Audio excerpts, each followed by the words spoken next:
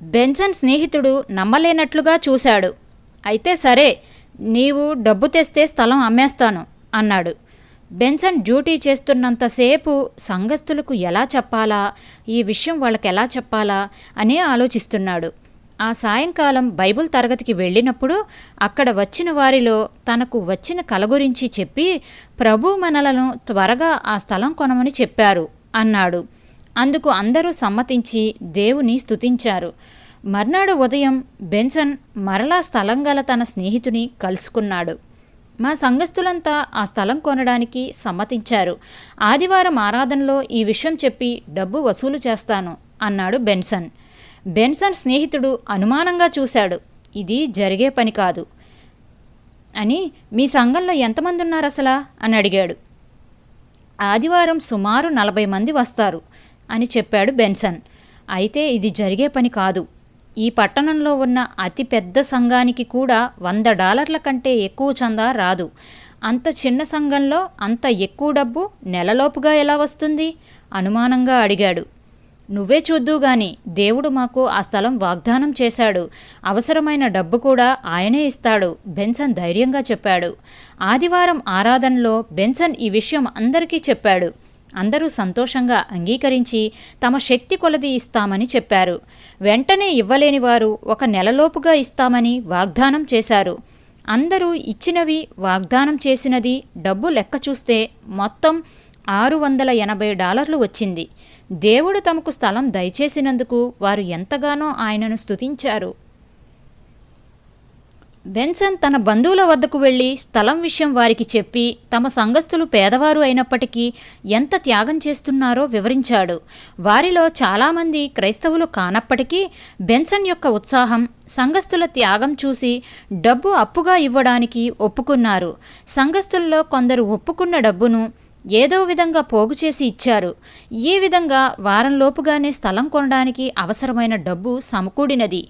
Benson మరో 2 పెద్దలు కలిసి ఎంతో సంతోషంతో వెళ్ళి స్థలం గల వ్యక్తికి డబ్బు చెల్లించేసరికి అతడు చాలా ఆశ్చర్యపడ్డాడు. ఇంత కొద్ది వ్యవధిలో అంత పెద్ద మొత్తం ఎలా సంపాదించారు? ఆశ్చర్యపోతూ అడిగాడు. మా దేవుడు మాకు సహాయం చేస్తాడని ఇదివరకే నీకు చెప్పాను. మా సంఘస్థులు దేవుని యందు విశ్వాసం గలవారు. అందుకే ఈ స్థలం కొనడానికి ముందుకు వచ్చారు. దేవుడు మమ్మల్ని తప్పక దీవిస్తాడు. మేము చేసిన అప్పు త్వరలోనే తీర్చివేస్తాం, బెన్సన్ ధైర్యంగా చెప్పాడు. ఇంతలో వారు బైబిల్ తరగతి నిర్వహిస్తున్న ఇల్లు ఖాళీ చేయమని ఇంటి యజమాని చెప్పాడు. వారికి ఏం చెయ్యాలో తోచలేదు. కానీ బెన్సన్ ధైర్యంగా, ఇంతవరకు దేవుడు మనకు సహాయం చేశాడు, ఇక ముందు కూడా ఆయనే సహాయం చేస్తాడు. మనం మన స్వంత చర్చి కట్టుకోవడానికి ప్రయత్నం చేద్దాం అన్నాడు. బెన్సన్ కొత్తగా కొన్న స్థలం వద్దకు వెళ్ళి కొలతలు వేశాడు.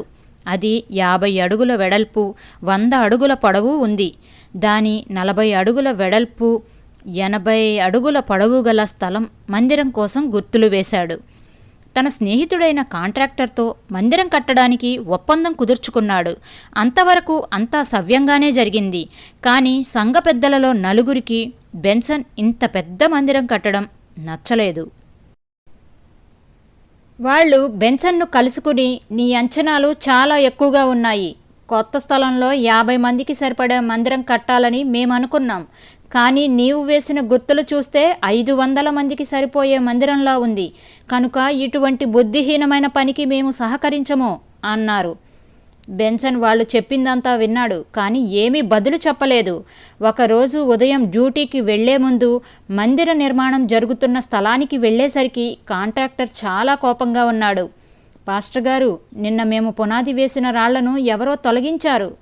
మీ సంఘ పెద్దలే ఆ పని చేశారని మా పనివాళ్లు అంటున్నారు అన్నాడు. బెన్సన్ దగ్గరకు వెళ్ళి జరిగిన నష్టం చూశాడు. అతనికి చాలా బాధ అనిపించింది. వెంటనే ప్రవచిస్తున్నట్లుగా, ఎవరైతే ఈ పునాది రాళ్లను తొలగించారో వాళ్ళు ఈ మందిరం కట్టబడడం చూస్తారు, కానీ ఇందులో జరిగే ఆరాధనలో పాలు పొందరు అన్నాడు. మళ్ళీ అంతా సరిచేయమని కాంట్రాక్టర్కు చెప్పి ఆఫీసుకు వెళ్ళిపోయాడు. మరుసటి ఆదివారం ఆరాధన సమయంలో ఈ విషయం చెప్పి, ఈ విధంగా చేసిన వారిని నేను ఖండిస్తున్నాను. ఇలా చేయడం తప్పు. నేను మంగళవారం లాగోస్కు వెళ్తున్నాను. నేను వచ్చే వరకు సంఘ బాధ్యతలు నిర్వర్తించడానికి సంఘ పెద్ద ఓగోలో గారిని నాకు బదులు నియమిస్తున్నాను. నేను లేకపోయినప్పటికీ మందిర నిర్మాణం జరిగిపోవాలి అన్నాడు. లోగోస్లో జరిగే ప్రత్యేక సభలు మంగళవారం నుండి ఆదివారం వరకు జరుగుతాయి. బెన్సన్ సోమవారం ఉదయం తిరిగి రావాలి. అయితే ఆదివారం తెల్లవారుజామున 3 గంటల వేళ ప్రభువు బెన్సన్తో స్పష్టంగా మాట్లాడారు. నీవు వెంటనే తిరిగి వెళ్ళు, అక్కడ ఒక సమస్య ఉత్పన్నమయ్యింది అన్నారు. బెన్సన్ నిద్రలో నుండి తుళ్ళిపడి లేచాడు. ప్రభు మాట్లాడారని చెప్పటానికి ఏ సందేహమూ లేదు. వెంటనే బయలుదేరి ఉదయం 8 గంటలయ్యేసరికి బెన్సన్ పట్టణానికి చేరుకున్నాడు. ఇంటిలో అడుగు పెట్టేసరికి మార్గరెట్ ఒంటరిగా కూర్చుని ఏడుస్తూ ఉన్నది. బెన్సన్ని చూసి చాలా ఆశ్చర్యపడింది. ఏం జరిగింది? మీరెలా వచ్చారు? మీరు సోమవారం గానీ రారని నేను అనుకుంటున్నాను అన్నది. ఏదో తీవ్రమైన సమస్య వచ్చిందని వెంటనే వెళ్ళమని రాత్రి ప్రభు నాతో చెప్పారు. ఇంతకీ ఏం జరిగింది? బెన్సన్ అడిగాడు. నిన్న ఒక సమావేశం జరిగింది. దానిలో నిన్ను పాస్టర్గా ఉండకుండా తీసివేసి నీకు బదులుగా సంఘ పెద్ద ఓగోలో గారిని పాస్టర్గా నియమించారు ఏడుస్తూ చెప్పింది. బెన్సన్ భార్యను ఓదారుస్తూ, భయపడకు, బాధపడకు. దేవుడు ఒకవేళ ఇతనిని హెచ్చించదలుచుకుంటే దానికి నేనేమీ చేయలేను. కానీ ఇది మనుషుల వలన జరిగినట్లయితే ఆయనే తిరిగి నన్ను పాస్టర్గా నియమిస్తాడు. ఈ విషయంలో నేను పోట్లాడదలుచుకోలేదు, ఎందుకంటే నేను ఇంకా ఉద్యోగం చేస్తూనే ఉన్నాను అన్నాడు. ఇద్దరూ కలిసి చర్చికి వెళ్లారు. అప్పటికి ఇంకా ఆరాధన మొదలు పెట్టలేదు. కొద్దిమంది మాత్రమే ఉన్నారు. ఇంకా అందరూ రాలేదు. క్రొత్త పాస్టర్ గారు వేదిక దగ్గర నిలబడి ఉన్నారు.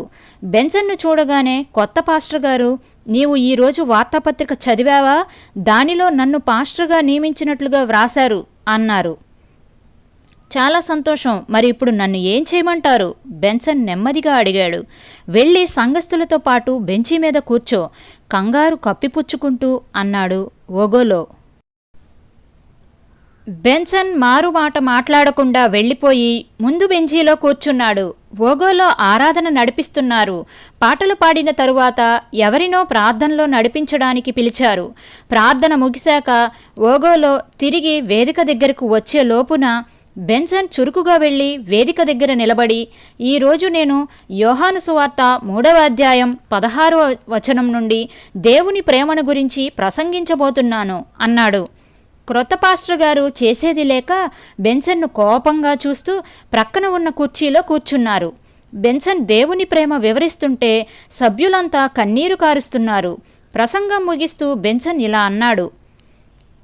నేను పాస్టర్గా ఉండాలని పోట్లాడదలుచుకోలేదు. నేను ఇక్కడ చేయవలసిన పని ముగిసిందని దేవుడు భావిస్తే ఆయన చిత్తమే జరుగుతుంది. కానీ ఒక విషయం, నేను లాగోస్కు వెళ్ళేటప్పుడు మీ పాస్టర్గా ఉన్నాను. నేను తిరిగి వచ్చేసరికి మరొకరు నాకు బదులుగా నియమించబడ్డారు. ఈ రోజు నుండి నేను మీ పాస్టర్ని కాను. బెన్సన్ వేదిక దిగి వస్తుంటే అందరూ లేచి నిలబడి, మీరే మా పాస్టర్ గారు, మీరే మా నాయకుడు, అతడు కాదు అని ఓగోలోను చూపిస్తూ అన్నారు. ఈ విషయాన్ని దేవుని చేతిలో పెడదాం, ఆయనే తన చిత్తాన్ని జరిగిస్తాడు అన్నాడు. రోజులు గడిచే కొద్దీ ఆ చిన్న సంఘంలోని విషయాలు దేవుడే నడిపిస్తున్నాడనే విషయం అందరికీ అర్థమయ్యింది. బెన్సన్ను పాస్టర్గా ఉండకుండా తీసివేసిన వారిలో ఒక సంఘ పెద్ద కుమారుడు మంగళవారం మలేరియా జ్వరంతో చనిపోయాడు. నూతన మందిరం యొక్క పునాది రాళ్లను తొలగించిన మరొక సంఘ పెద్ద కుమార్తె అనారోగ్యంతో బుధవారం చనిపోయింది. 3వ సంఘ పెద్దను గురువారం నాడు ప్రమాద స్థితిలో ఆసుపత్రిలో చేర్చారు. క్రొత్తగా నియమించబడిన పాస్టర్ ఓగోలో గారు అకస్మాత్తుగా గుండెపోటుతో ఆసుపత్రిలో చేర్చబడ్డాడు. ఈ విధంగా ఒక వారంలోనే బెన్సన్ను వ్యతిరేకించిన 4 కూడా నష్టపోయారు. ఆ వారంలో బెన్సన్ చనిపోయిన పిల్లలిద్దరికీ అంత్యక్రియలు జరిపించాడు. ఆసుపత్రిలో ఉన్న 2 సంఘ పెద్దలను దర్శించి వారి కోసం ప్రార్థన చేశాడు. వారిలో ఒకరు మరణించారు. ఓగోలో మాత్రం జబ్బు నుండి కోలుకుని మరో ఊరు వెళ్ళిపోయాడు. ఈ విధంగా దేవుడే తన సేవకుని పక్షంగా నిలబడి తీర్పు తీర్చాడు.